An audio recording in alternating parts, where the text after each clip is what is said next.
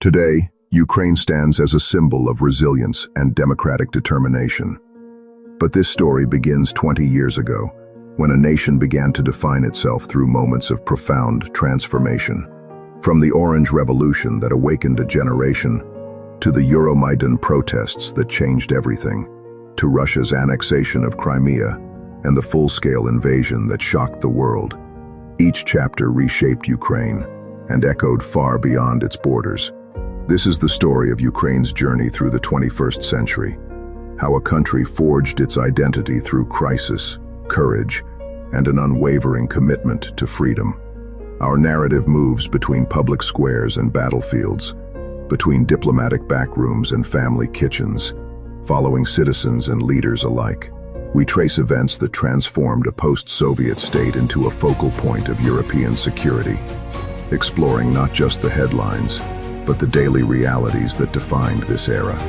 The year 2004 marked Ukraine's first Great Awakening. Presidential elections between Viktor Yanukovych and Viktor Yushchenko had been marred by allegations of massive fraud. When official results declared Yanukovych the winner, something extraordinary happened. A generation stepped into the center of history and demanded their vote be honored. Hundreds of thousands of Ukrainians poured into Kiev's Independence Square, Maidan Nezalezhnosti, a sea of coats, flags, and makeshift banners in the cold December air. For weeks they braved freezing temperatures, creating a tent city in the heart of their capital, singing, debating, and keeping watch through long nights. It was Ukraine's declaration that its people would determine their own future. Yushchenko ultimately won a court-ordered repeat election and was inaugurated. Democracy had prevailed, but the victory carried a warning. Political fault lines remained, and Russia would not easily accept Ukraine's westward turn. The Orange Revolution set a precedent that mass civic action could alter power, and it set the stage for deeper struggles to come. The euphoria of the Orange Revolution gradually gave way to political infighting and economic challenges. By 2013, Ukraine found itself at another crossroads. When President Viktor Yanukovych suspended preparations for an association agreement with the European Union, a handful of students lit a spark that would engulf the nation. On November 21, 2013, a small group of protesters gathered in Maidan to voice a European aspiration. Cameras recorded an initially modest, determined crowd. Within days, the numbers swelled. What began as a peaceful demand for closer ties with Europe transformed into a broad movement against corruption, cronyism, and abuse of power. The protest camp became a microcosm of the country. Kitchens feeding thousands, volunteer medics tending to the injured, artists and musicians keeping morale, and barricades marking a citizen-led order. International observers watched as civic organization, from makeshift voting stations to community kitchens, turned protest into sustained presence. The state's response escalated. Riot police tactics, nighttime raids, and the use of force hardened public opinion. The violence of late January and the brutal crackdown in February 2014 changed the movement's character. Snipers firing on demonstrators produced scenes that shocked the world. Medics running through smoke-filled streets, bouquets and photographs left for the dead, candlelight vigils turning into large-scale funerals. Over 100 people were killed in those days, the heavenly 100, their images fixed in the national memory. Euromaidan was more than a series of confrontations.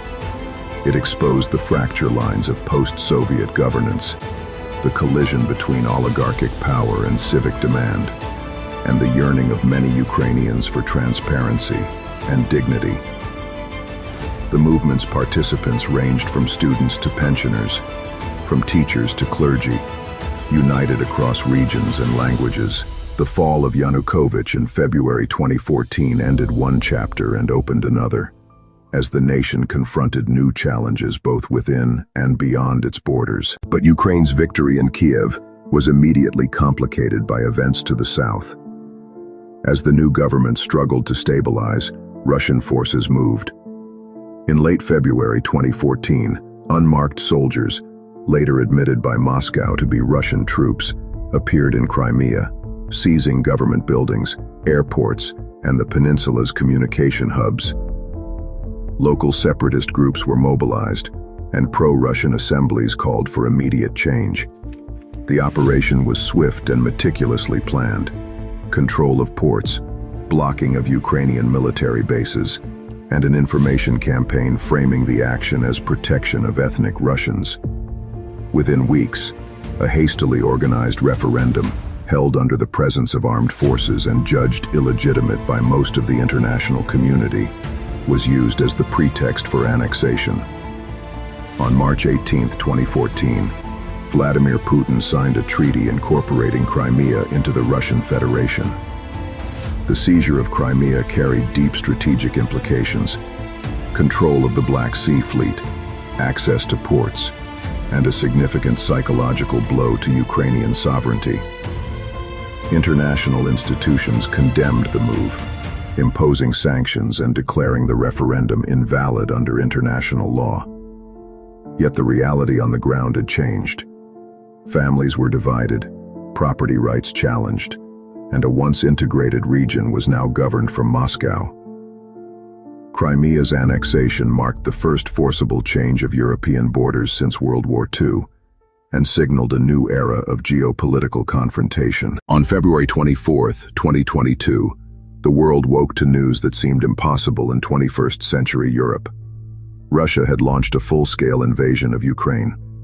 Forces crossed frontiers from multiple axes: north toward Kiev, east into Donbass, and south from Crimea, striking military bases, airports, bridges, and civilian infrastructure with airstrikes and missile barrages. The assault aimed to decapitate the Ukrainian government and disorganize resistance in days. Expectations of a quick collapse were proven wrong. President Volodymyr Zelensky, a former comedian turned wartime leader, refused evacuation offers, replying, "I need ammunition, not a ride." His public addresses, at times in combat fatigues, speaking from underground bunkers or open streets, crystallized national resolve. Small units, territorial defense volunteers, and regular army brigades improvised defenses around Kiev and other cities, using urban terrain to blunt armored advances.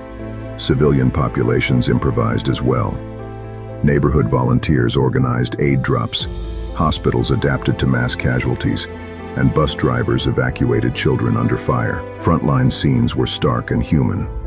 Apartment blocks reduced to rubble, grandparents sheltering with grandchildren, farmers abandoning fields as convoys rolled past. Yet there were also moments of defiance and ingenuity.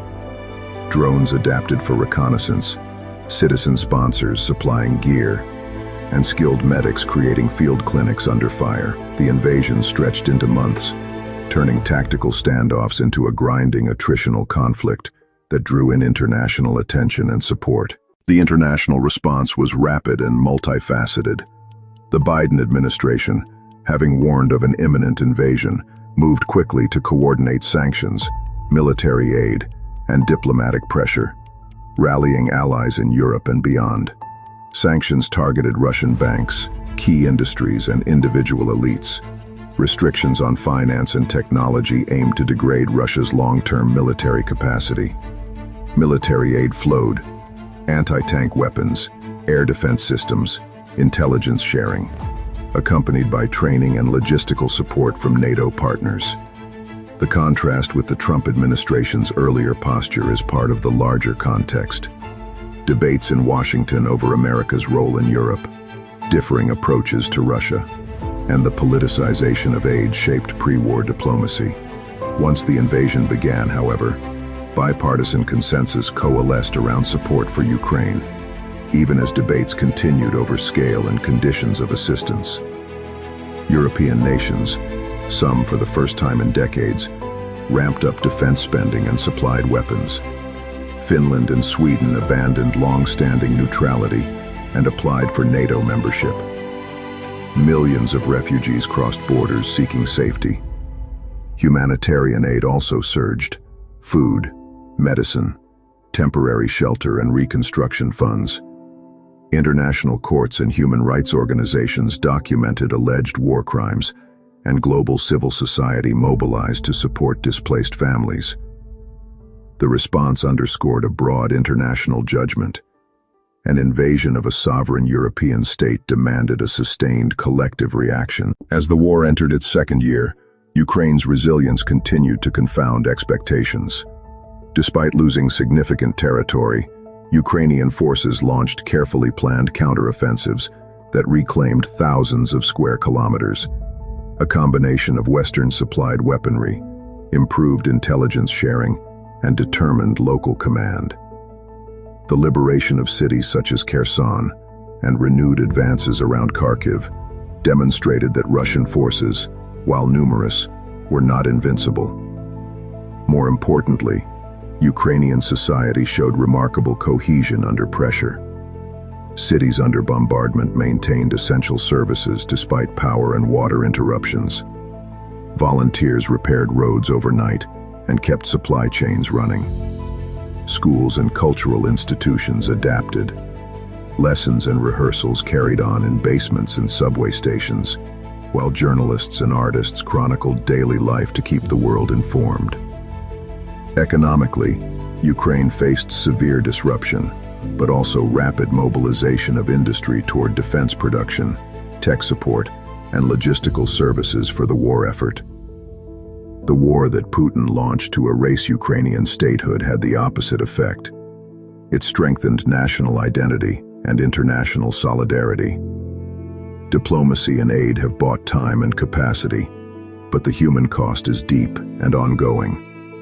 Displaced families, a generation of interrupted education, and cities to be rebuilt. Yet the broader lesson endures. Ordinary people, when faced with extraordinary challenges, can change the course of history. From the Orange Revolution to Euromaidan, from Crimea to the current conflict, Ukraine's 21st century journey reveals a nation remade by struggle. Today, this story continues, a nation fighting for its future, while the world watches and responds. The outcome remains unsettled, but one thing is clear. Ukraine has secured a place among the defining democratic movements of our time, and the world's political map has been forever altered by its struggle.